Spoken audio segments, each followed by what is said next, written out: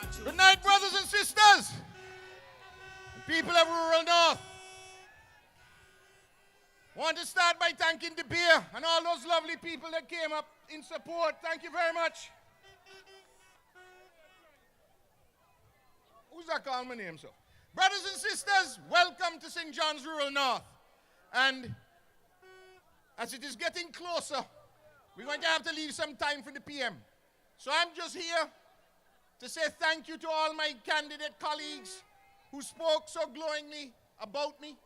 And I want to say thank you very much. It is appreciated to know that your colleagues respect your work. Because a lot of times we work so hard and we don't take a little time to say thank you to one another. So I want to thank you. You know, this meeting started with my campaign manager, Brian De Silvia, coming to address you.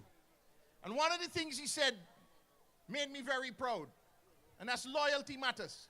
Loyalty matters. Just like how we say leadership matters in the United Progressive Party, loyalty matters. Brian's been with me 17 years. 17 years. And he's still with me today. I want the other side to ask if they can find that amongst themselves. That young people grow up together and work together. Brian was followed by Akeisha, a single mother of great potential. This young lady spoke very well. Y'all move in for me, please. Somebody. And Akeisha made us all very proud. It shows us in the United Progressive Party and the people of Antigua that we have young people that are going to carry the torch for us. Brothers and sisters, St. John's Rural North is a very important constituency in Antigua and Barbuda. And I don't want to say it's more important than anywhere else, but as a representative, I have a little leeway to say that it is. And I want to start by talking about this issue of leadership matters. Tonight you're going to hear from the Honorable Dr. Winston Baldwin Spencer, the political leader of the United Progressive Party, who has been the leader of this party for many years. And you know, one of the things that I always look forward to with Prime Minister Spencer is walking with him amongst the people. The respect and the love that the people of Antigua have for this man is a sight to see. And it's something that I always talk to my branch about, and my branch members when we talk. I say, that is where I want to be. I want to be where people feel comfortable to bring their children and put them in my lap and sit down. I say, John, look after that little baby for me. And that they invite you to their funerals and weddings and things like that. Not because he's a politician, but because he's a honest, loyal, and true man. And Mr. Prime Minister, I want to welcome you especially to St. John's Rural North and look forward to hearing from you. Now, let's talk about the other side.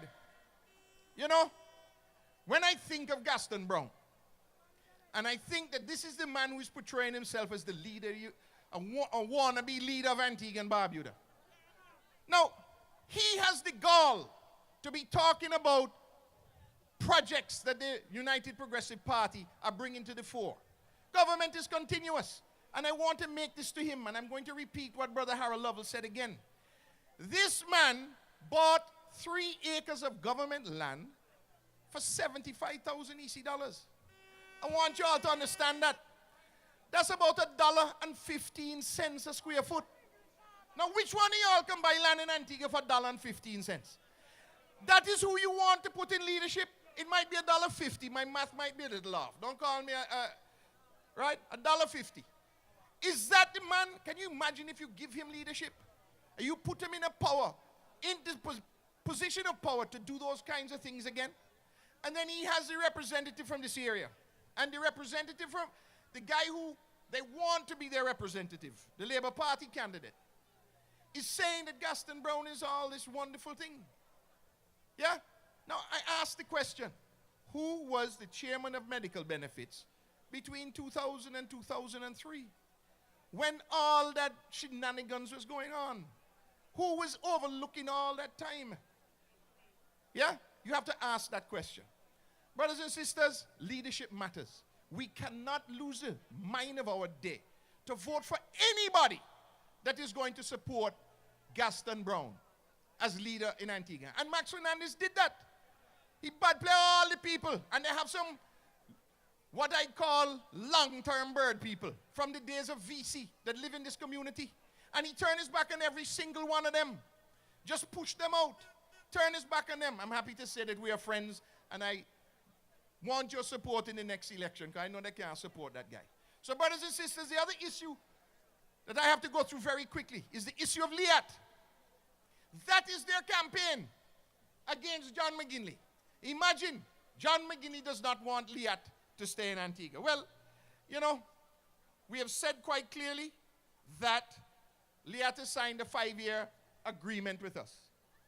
And some of the Liat staff are saying, well, why 5 years? I said, well, that is how long each of their agreements over time have been.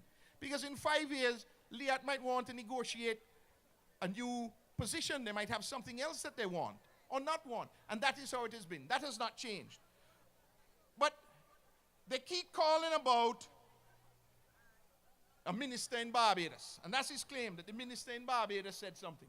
Well, I'm going to quote from an email sent to one of the directors here in Antigua from the chairman of Liat board.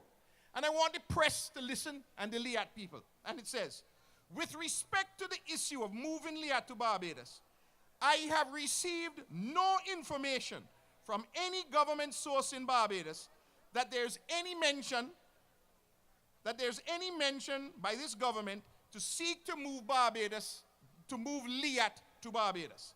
Similarly, there's no proposal to move the commercial department. He goes, I do not therefore understand why these matters seems to be burning issues in Antigua. It is a figment of the imagination of a political party seeking to create an issue out of thin air. Then, no, let me go back to that. I want to be clear. If it is a figment of the imagination of the political party seeking to create an issue out of thin air, then neither facts nor logic will get rid of this myth. That is from the chairman of the board of Liat, stating quite clearly that the Barbados government has never even asked them, the board, to move Liat. So I want all the members of staff, employees of Liat, and all of you who know Liat people, Baldwin Spencer and the United Progressive Party are not going to allow Liat to move. We have continued to work very closely. I'm stating it again, in January signed a headquarters agreement, and we also now have agreed to build a hangar that will take care of Liat's needs for the next 20 years. So I want to put that to rest. Now, brothers and sisters, St. John's Rural North, we have a number of wonderful things that we have done.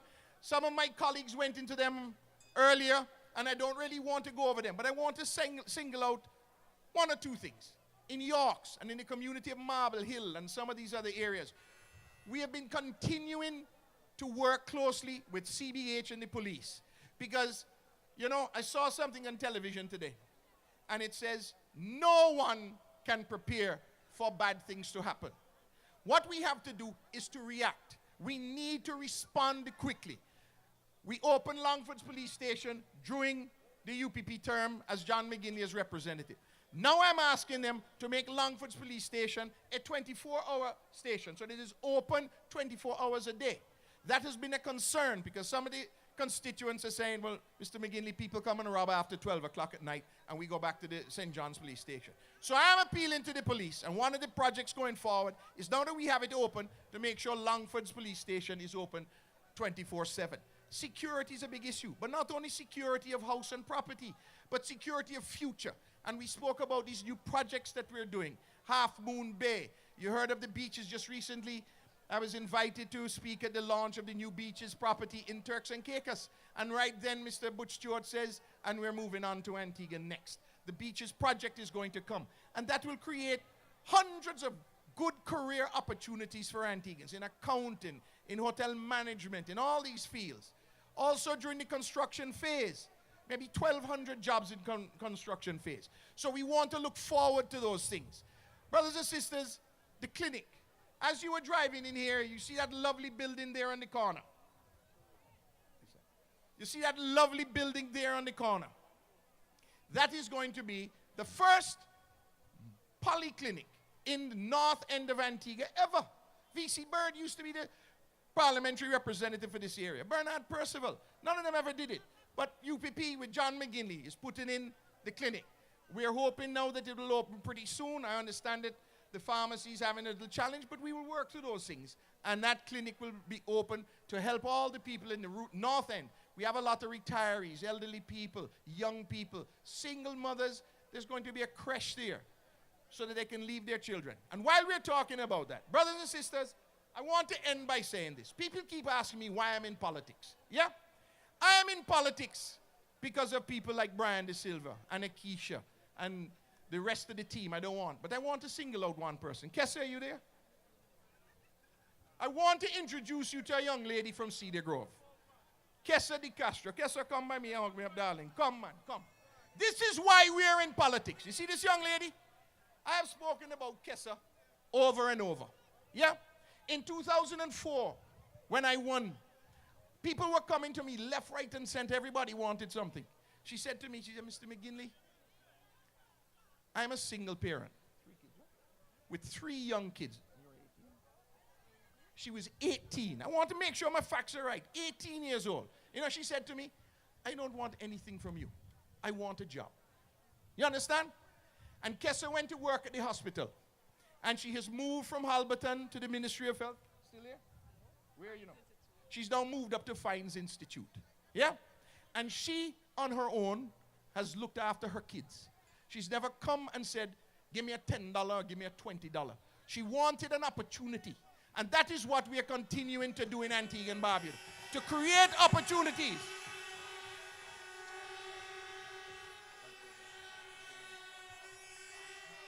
That is why I'm in politics.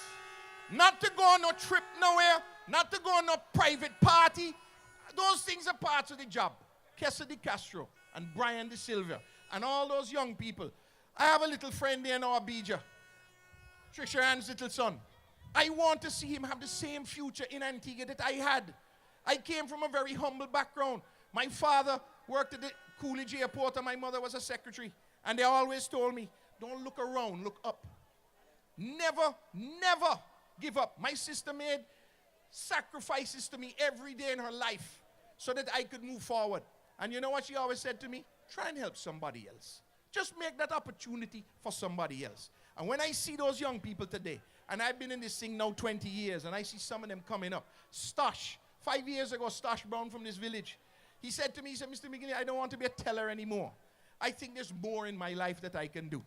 And he went and got a scholarship. And every summer he come home, I said, Stosh, come and work in the ministry. His mother called me. And today, Stosh is a university graduate making a living on his own 2 feet. And when I call him, I say, partner, what do you think? And he can advise me. Call me and tell me, look, I don't agree with that. That is what I am about. So brothers and sisters, all of you in St. John's Rural North, I love you. I am humbled by the fact that you've given me 2 opportunities, but I want a 3rd one. And with your support, and with the support of all those people who are standing next to me, not behind me, who are standing next to me, who are on this stage tonight, and all of you, Kelly and Kay, Kasim Frederick, all them, who take all kind of licks for John Maginley. Don't worry, partners.